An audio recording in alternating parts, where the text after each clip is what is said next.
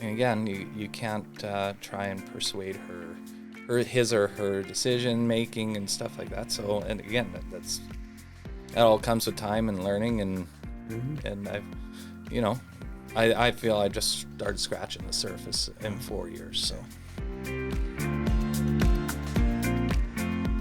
This episode of Bring Back the Porch brought to you by Bernie Leahy, River Street Realty. Let's get you home.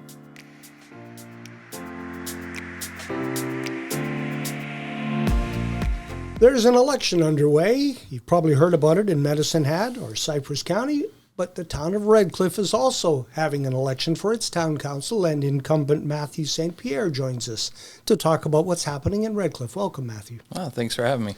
You are the only one so far, and because of the time that we're recording this, you're going to be the only one who's been afforded the opportunity to talk to us about what's happening in Redcliff. So I'm hoping in the next 20 minutes or so we can kind of look at what is happening in the little community just to the northwest of Medicine Hat. I did, as I mentioned to you when you came in, I looked up the questionnaire from 4 years ago when you were first seeking election as a councillor. And I thought it'd be interesting to see how we have some of those issues have been dealt with over the last 4 years. So we'll kind of go into that as we go along here. Top of the issue here was somebody asked you about recreation, and I know that is near and dear to your heart in Redcliff. So I know that you spent considerable money upgrading the rectangle, which looks beautiful, but what else has happened in Redcliff over the last 4 years? Well, I guess you touched base there, like for sure the arena, like we put a new concrete slab and new boards. Come next off season, a new ice plant's going to be put in. Those are definitely some major upgrades, and we do have to thank the province for that as well, with a grant helping us out with that.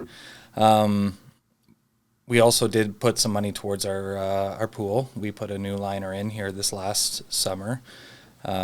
On both sides, that alone was a big chunk of change, about $400,000. So, and then unexpectedly, we had our boilers go down last year too at the pool. So that was another big upgrade we had to do. That was unexpected. In regards to recreation, you'll see some minor things coming up. We're hoping this year. We're going to be getting installed a new outdoor recreation area, so an outdoor, an outdoor gym basically, right? And that'll be right beside the pool as well. And then finally some lighting at our skate park. Okay. So we're hoping to see that before the end of the year. So there's lots happening in Redcliff. Yes. Yeah. I think one of the things that you had campaigned on 4 years ago was an accessible playground. Yeah. Has that progressed? That kind of stalled this, like I said, these last 4 years. And the reason being is once I got on, then I did learn, okay, well, the arena needs some major upgrades. The pool needed some upgrades. And then also a lot of our infrastructure, we needed a new fire truck. A lot of our services needed to be repaired or updated, and that's going to continue. When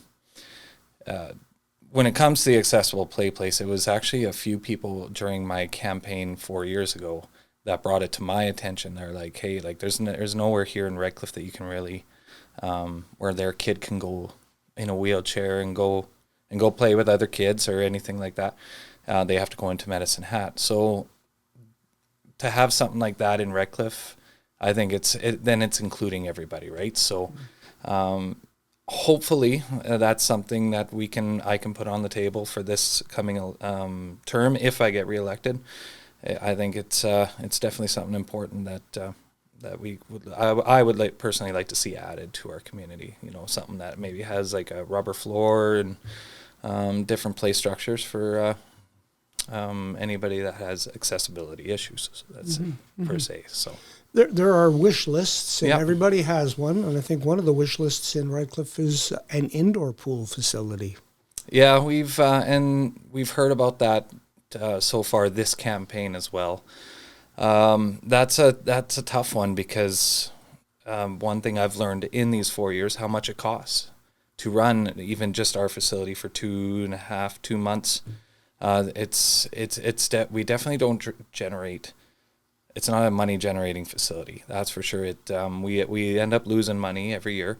So to put a roof over top, I think it's a great idea. I would love to see it, but the cost involved with it would be, we're definitely looking at 7 figures to do that, to put the roof over and insulate it and do whatever needs to be done to do that. Could it possibly be done with some grant funding? Maybe. Grant funding, I'm finding, is tough to come by too. So with any big project like that, then of course taxes will have to go up. Our mill rate goes up. And tempers go up. And people don't like tax increases, and even I don't. I pay taxes just like everyone else, and I'm not a big fan of seeing like big increases, and so to do something like that would definitely, we would need some help from either like sponsorship or from through grants and stuff like that. So, but it's not something I would throw off the table, but it would be a hard task to do. Generally speaking, what is the situation for the town of Redcliff financially? I'd say going into this last term, I did learn a lot in regards to financially what our town is, how we are doing, and I have to tip my hat to the previous councils because, sitting next to our outgoing mayor who's running for council, Dwight Kilpatrick, who has, over 30 years experience, like him saying in the past, the town being in the red for a long time and being in a pretty bad spot financially, but they dug deep and started putting money away, and now we're sitting pretty good with money sitting in reserves to help fund future projects and stuff like that. So with that, putting money away and being very conservative with our money, where we spend it, has definitely helped things in the future, like let's say any unexpected costs, like the boiler. Like the boiler, exactly. And then for future projects, for like let's say infrastructure, for putting in new roads and new servicing underneath, because to do one block, but that's another thing I learned, just to repave a block and put in new servicing is it's a little over $1 million per block. So it's definitely not cheap. So to try and put money away to do those future projects, I tip my hat to the previous councils to put us in the position that we're in now. So other services in Redcliff include policing, and I know that's near and dear to your heart because that's what brought your family to Redcliff. Yes, my dad is a proud retired member of the RCMP. He retired in 2001 as the acting detachment commander in Redcliff. So the RCMP definitely, for me, is, I love the RCMP.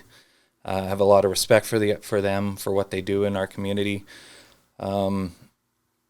It has been a bit of a challenge I've seen in the last 4 years when it comes to staffing and stuff like that. It's trying to maintain to watch them try and maintain a full full number of staff is definitely it is tough, and it is frustrating, I know, for some residents and for myself to see to see what would appear a lack of policing in Redcliff. But when we are fully staffed, it definitely you can see the difference. So I got to know our current detachment commander, Michael Cordy, Staff Sergeant Cordy, and a lot of respect for him for what he does. And I think I'm proud to have the RCMP in Redcliff. It is a difficult ask for the RCMP because not only the town of Redcliff is their responsibility, they have to go from the U.S. border to Sandy Point Bridge, from the Saskatchewan border over, I think, halfway between Seven Persons and Bow Island. Yeah. That's a big chunk of real estate. Yeah, definitely. Yeah, and they can't always just be in the town of Redcliff. So. Yeah, and that's where it's it's kind of one thing I've learned again these last 4 years is, we as the town pay for a certain amount of officers. Cypress County pays their share, and then also the province supplies a certain amount of officers as well. So if our officers have to go out to, let's say,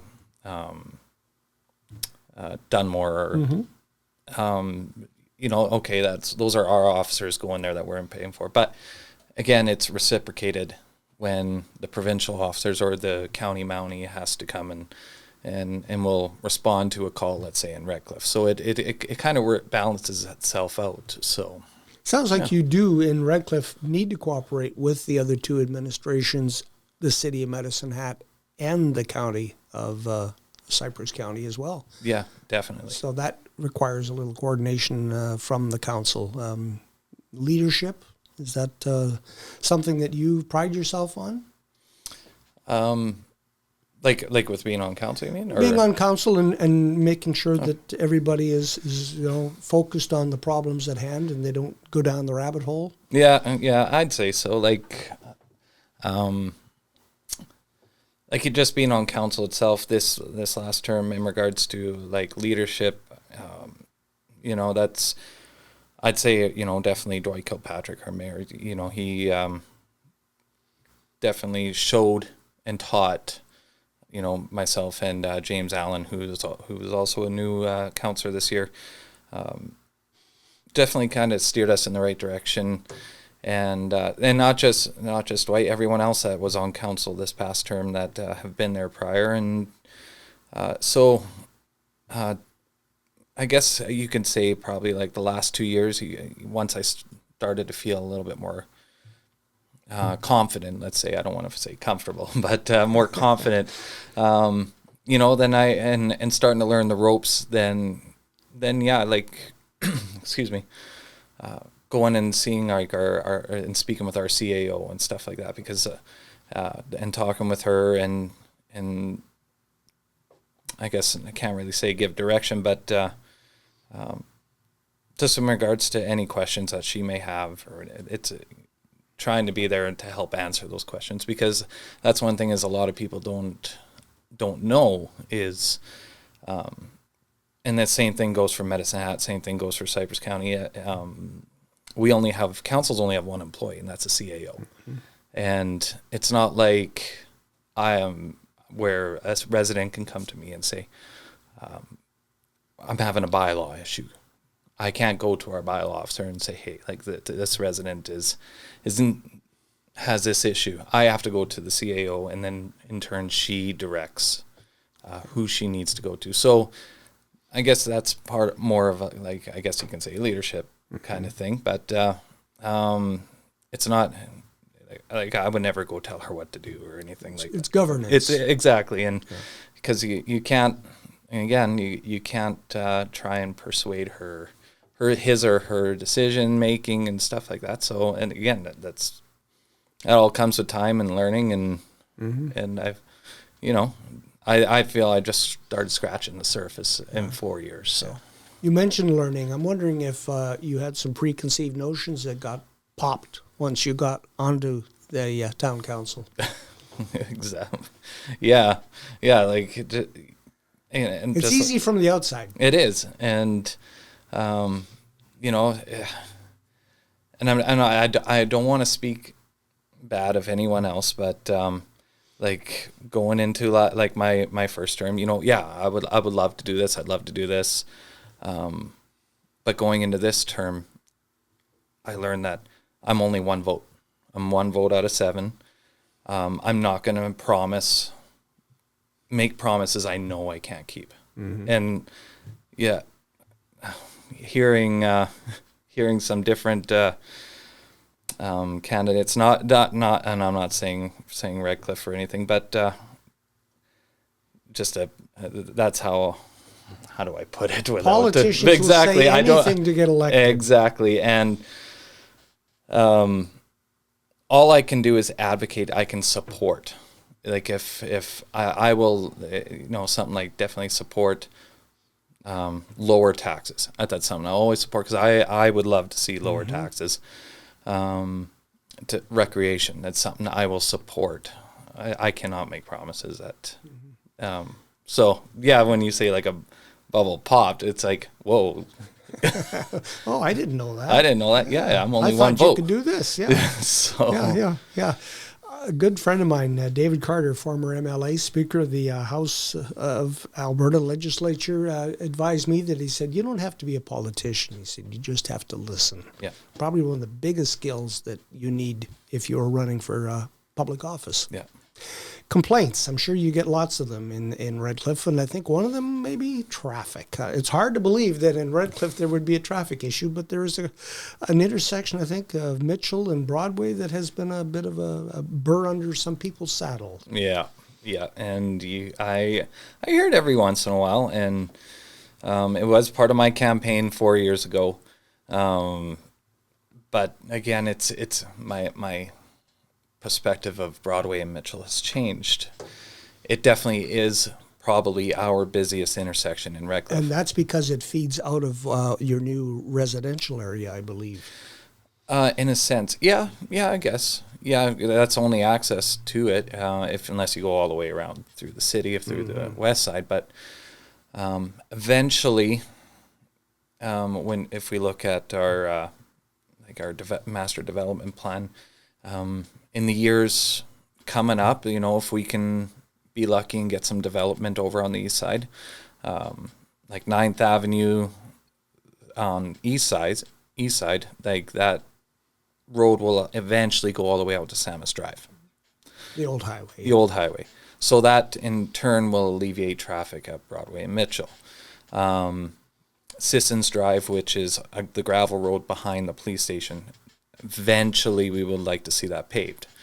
But again, we don't want to throw a slab of pavement over top, then all of a sudden, boom, we get all this development in that area. Which means you have to tear it all up and put servicing in. Yeah. So that's where it's tough, because people would like to see it, but we don't want to waste some money doing it, and then because then it is a waste of money to dig it all up and put servicing in again. So in regards to that intersection, I think if we were to do something today, and it would cost quite a bit of money to put a set of traffic lights. I don't think a 4-way stop it really is the answer, because during Redcliff rush hour, in the morning and in the evening, I think that it would bottleneck either going west or east, like west in the morning, east in the evening. That start stop at a 4-way stop. Honestly, like if I need to cross going straight on that road, if it's busy, yeah, I might wait for a minute or minute and a half, but eventually I get across, and I would just not like to waste money right now on that. If we know down the road we're going to alleviate that traffic. Yeah. Down the road, how do you grow the town of Redcliff? Well, that's something we as a council I know have talked about in the last 4 years, and fairly recently, like we've offered like tax incentives for new builds, let's say, and even just this year we have seen some progress with that, with some new builds. Like if my memory stands corrected, we've seen over 10, like double digits for new builds. If my memory stands correct, all I know is that people have started to utilize this tax incentive to build new in Redcliff. So I think that's a great start. Trying to attract more business is it's definitely it is a challenge. It really is, because you look at the cost of what it's going to cost to build a new facility for any. It's a lot of money. Yeah. Buying property, buying all the supplies to build it, and then so like with that is do we look at maybe a deal when it comes to offsite levies, let's say. So anything to attract new business, I think we all are on the same page anyways, because we all would love to see the town grow some more. So, Do you have elbow room to grow? oh, I think so. Yeah? Yeah. The Lockwood Industrial Park still has available spots for an industry to come in? Remind me where Lockwood. believe- I've never heard Lockwood, I believe, is it would be north of Broadway and east of the Trans-Canada Highway. North of Broadway, east. Yeah. There are a lot of oil field companies. Oh, that are yeah. up there. Yeah. I can't remember any of the names of the roads, but I used to see them every day when we were at Chat Television. Oh, yeah. Yeah. There's still, if my memory sounds correct, there's still some room right out around up on the like the northwest side there, kind of where Iron Horse is now along that road there. Yeah. And then we do potentially have all that land that's north of that and kind of northwest, like right up to where like the Medicinehat Speedway is, and just west of that too. There's some stuff that may be in the works that I can't really talk about right now, but Confidentiality is yeah, one of the keys. hopefully we have our fingers crossed. It could be exciting times for Redcliff too. So when Get it comes the to fish in the boat. so, but it's dotting the T's and dotting the T's and crossing the I's. So Yep. So Residentially, you mentioned that. I think it's the east. You call it the East Side Development. Is that the name of that? Is there still room for housing in that area? Oh, lots of room. So one thing myself and the others on council, I pretty confident to say most of us, if not all of us, have advocated and help is a new school to go on the east side. So that is still in the works. So that with the new school, we're hoping is going to spur some more development in the east side, and the plan is to hopefully do some more development to accommodate those that school development as well, right? So again, it's everything takes time. So it's hopefully it's something that I can. And that was another big reason why I wanted to run again, is because I want to see that project come to fruition. It's a new school, and then hopefully servicing more sites to spur that development for new housing. Garbage collection in Redcliff has always been one of those that people have opinions upon. How has that been going over the last couple of years? It's been pretty quiet, I'd say, on that front. Anyways, people have gotten used to the system. They do like the big bins. Majority, I'd say, a large majority like the big bins. I know I like the big bins. We are learning though the cost of these big bins and the costs associated with them, and they're not getting cheaper. And I try and encourage everybody. Like everybody I know is, when you put your garbage in there, close the lid, because those bottoms are rotten again. I didn't know this until I started. These bottoms are rotting out because of the rain and stuff like that, and so the town will try and fix the bottoms the best they can, but these bins aren't cheap anymore, and they're, to my knowledge, I believe they're getting harder and harder to come by too. So, I hate to say it, but maybe eventually we're going to have to maybe look at doing a change. It's a change that I don't want to see, but again, because I do like the convenience factor of the big bins, and I would say a majority of Redcliff does still as well. So, what about recycling? That would take some of the load off of those bins. Yeah, I agree. There is a provincial program, and I'm trying to remember the name of it now, where they're going to be rolling out the small recycling bins, and I believe that's like a provincial thing that's going to be happening. When that happens, again, not too sure yet. So hopefully that would alleviate some of the waste going into our bins, and then maybe coming into our compost facility, let's say. And we can only hope that they're utilized correctly, right? So, and there's been, some other ideas tossed around in regards to recycling to help alleviate what's going into our landfill, but nothing really is, besides the provincial program that's coming in, nothing has really come to fruition yet. So. I'm trying to remember here, but I believe a couple of years ago there was a plan for some upgrades for some of the facilities in Redcliff, and the rectangle was one of them. But I think there was also some thought of doing something for the museum. Is anything happened there? Well, actually, we did do a few years ago it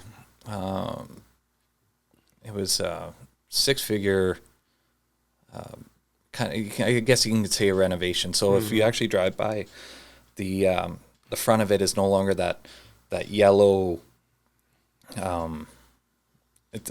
Mustard colored. Yeah, it was a mustard. So they knocked all that down, and it's almost like a brick again, and did a facelift there, and they did some more I guess cosmetic, you can say, like up on the roof and stuff like that. Stuff that the public can't really see, but it was an upgrade that needed to be done, because like the build, there was a big crack in between the two, because it's actually two buildings. So the old town hall, I believe. Town hall, the old police station, yeah.